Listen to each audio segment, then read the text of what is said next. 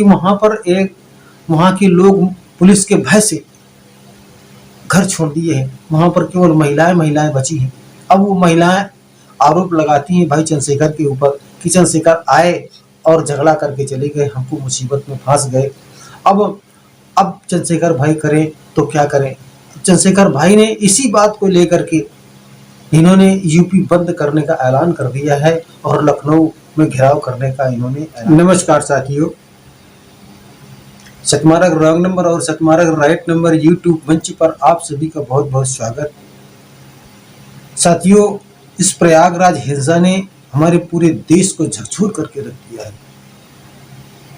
इस प्रयागराज हिंसा ने इन बहुजनों को हिला करके रख दिया है।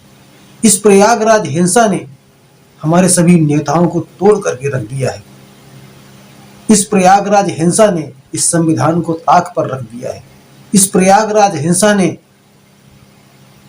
इस देश के संविधान को खूंटी पे टांग करके रख दिया है।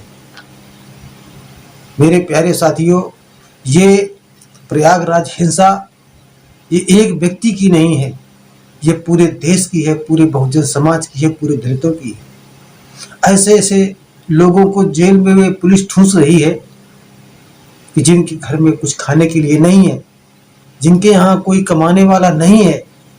आज वहाँ पर ऐसे ऐसे लोगों को घर से बेघर ये पुलिस कर रही है, ये सरकारें करवा रही हैं।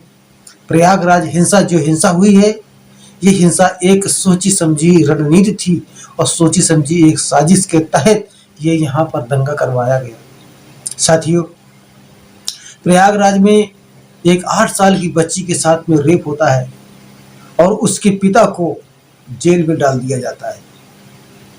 उसके दर्द को जानने वाला कोई नहीं है, उसके दुख को समझने वाला कोई नहीं है। एक लड़का मना करता है खेत में काम करने जाने के लिए, तो उसको बोरी में भर करके उसे जिंदा जला दिया जाता है। साथियों, ये घटना एक जिंदा दिलों को दहला देने वाली घटना है। चंद्रशेखर भाई को पता चलता है और ये प्रयागराज एयरपोर्ट पर उतरते हैं। उतर करके वहाँ चलते हैं। जब जाते हैं तो इनको रास्ते में पुलिस छींक लेती है। वहाँ पर पुलिस कुछ नॉर्मल पुलिस नहीं थी, वहाँ पर पुलिस कम से कम 3000-4000 पुलिस का वहाँ पर एक पूरा जत्था था। और वो पुलिस चंद्रशेखर को वहाँ जाने से रोकती है, मना करती है। वहाँ चंद्रशेखर भाई कहते हैं कि भाई मैं उस पीड़ित परिवार से मिलने जा रहा हूँ, मुझे जाने दो। पुलिस रोकती है, कहती है वहाँ नहीं जाना है और वहाँ जाने से बड़ा खतरा होगा या वहाँ पर ऐसी कुछ समस्या है, सही नहीं है, वहाँ जाना आपके लिए उचित नहीं है, आप जाएंगे दंगा भड़क जाएगा। इस तरह से पुलिस इनको समझाती है, मगर चंद्रशेखर नहीं मानते हैं।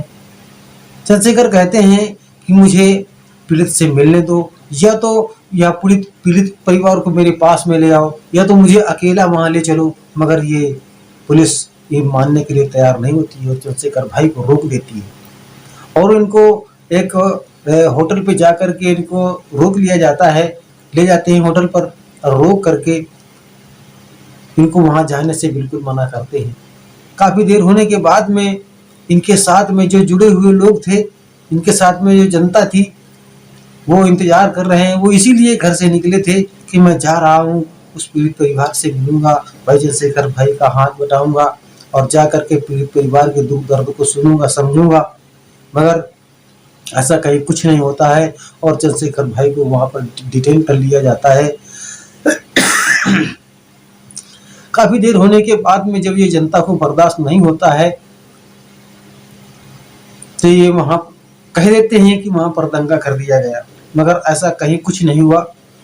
आपको मैं वीडियो में दिखाने की कोशिश करूंगा कि चंद्रशेखर भाई वीडियो कॉल पर बात करते हैं, कहते हैं कानून के दायरे में रह करके, संविधान के दायरे में रह करके हमें आंदोलन करना है, अपनी बात रखना है, किसी से दंगा फिसाद कुछ नहीं करना है।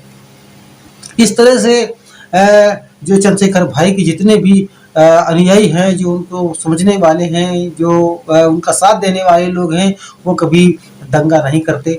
वो कभी झगड़ा नहीं करते, वो संविधान के दायरे में रहकर अपने किसी कार्य को आगे बढ़ाते हैं।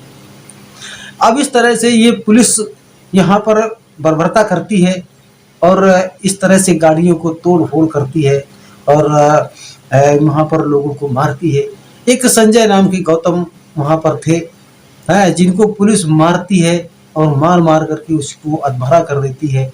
वहाँ पर तो इतनी भगदड़ मची हुई थी कि लोगों को अपनी प्राण बचाना मुश्किल था। चूँकि पुलिस के साथ में कुछ ऐसे आताताई लोग थे जो पुलिस का साथ दे रहे थे, इस तरह से गाड़ियों को तोड़ते हैं और किस तरह से लोगों को मारते हैं। लोगों को वहाँ पर अपने प्राण बचाना बड़ा मुश्किल पड़ा था और इस तरह से ये कारवां आगे बढ़ता चला जाता है। तो साथियों, आप ये समझ सकते हैं कि ये हमारा देश कहाँ जा रहा है और इस देश को चलाने वाले इस समाज को कहाँ लिए जा रहे हैं। साथियों, ये बहुत ही दर्द का विषय है और बहुत ही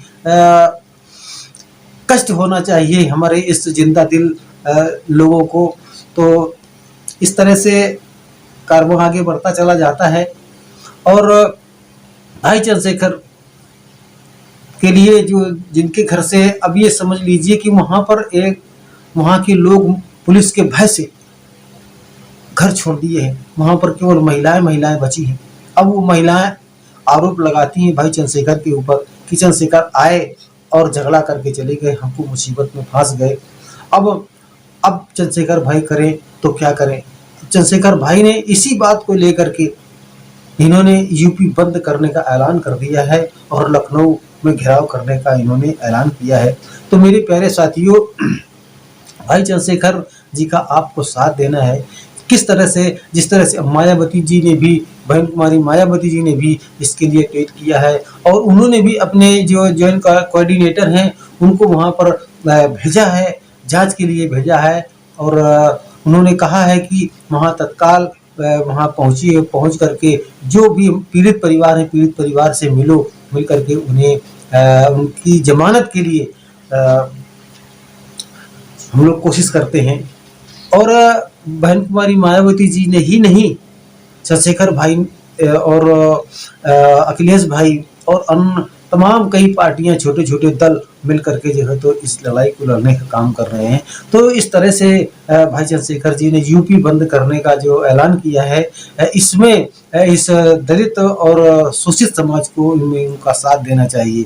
तो साथियों, ये यूपी बंद में आप सभी इनको साथ देंगे और साथ दे करके अपने इस मूवमेंट को और उस वहाँ पर जो लोगों के ऊपर जो अन्याय अत्याचार हुआ है उसको न्याय दिलाने के लिए हमारे आप सभी को फर्ज बनता है कि हम उनका साथ दें और उनका सहयोग करके हम इस समाज को बचाने का काम करेंगे। क्योंकि ये सरकार नहीं चाहती है कि, जैसे मैंने पिछले वाले वीडियो में ये डाला था, बताया था आप लोगों को कि हमारे भारत देश की शिक्षा और स्वास्थ्य पर और रोजगार पर यह बहुत बड़ा कुठाराघात हो रहा है।